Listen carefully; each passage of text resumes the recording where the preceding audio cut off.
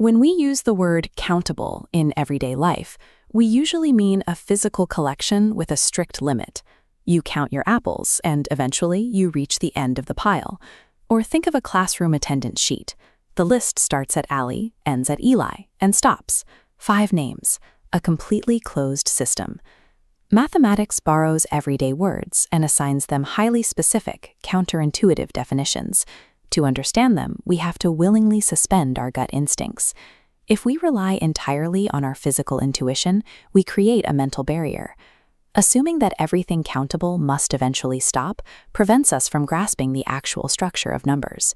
Take the natural numbers, 1, 2, 3, 4, and so on. They continue forever. By our everyday logic, an infinite set should be the exact opposite of countable. This diagram shows the true mathematical rule for countability. A set is countable only if its members can be matched exactly 1-to-1 with the counting numbers. This raises an immediate problem. If this matching process stretches to infinity and never stops, how can we still call the set countable? In mathematics, countability has nothing to do with reaching the bottom of a pile. It is entirely about the ability to write a perfectly organized list where every item has a specific place in line. We can test this rule against a larger set, integers. This includes 0 and the negative numbers. Because the number line stretches infinitely to the left and infinitely to the right, it is easy to assume there are more integers than natural counting numbers. To list them, we devise a unique mechanical rule. Instead of counting straight across, we start at 0 and walk outward, alternating sides. Look at this number line.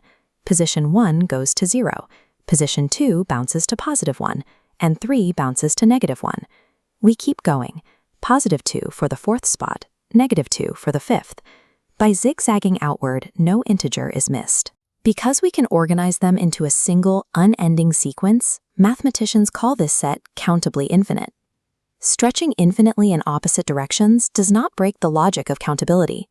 It merely requires us to engineer a smarter rule to map the space. Rational numbers present a much tougher challenge. These are fractions with a top integer, which we call a, and a bottom integer, b. Fractions introduce a unique density problem. Between 0 and 1, there are infinite possible fractions.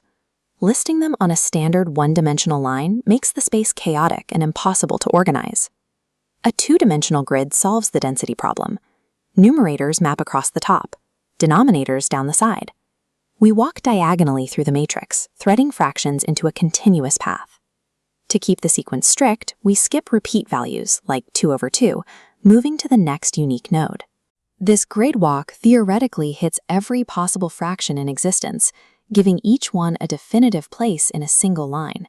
Even deeply dense, chaotic spaces can be written out as a clear sequential story, provided you view the space from the correct geometric perspective.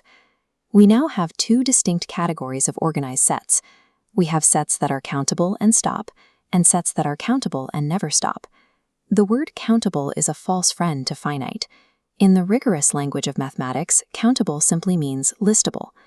Overriding our instincts with these strict rules requires patience, but doing so allows us to neatly organize all integers and fractions.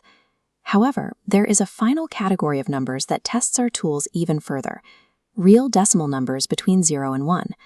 Unlike the fractions we just mapped, these decimals contain values that slip through the gaps of any list or grid we try to build.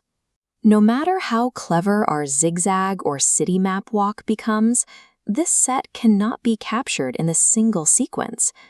By learning how to put infinite fractions into an orderly line, we have actually discovered a deeper reality. Infinity is not just one size. There are unlistable sets that are fundamentally beyond our ability to count.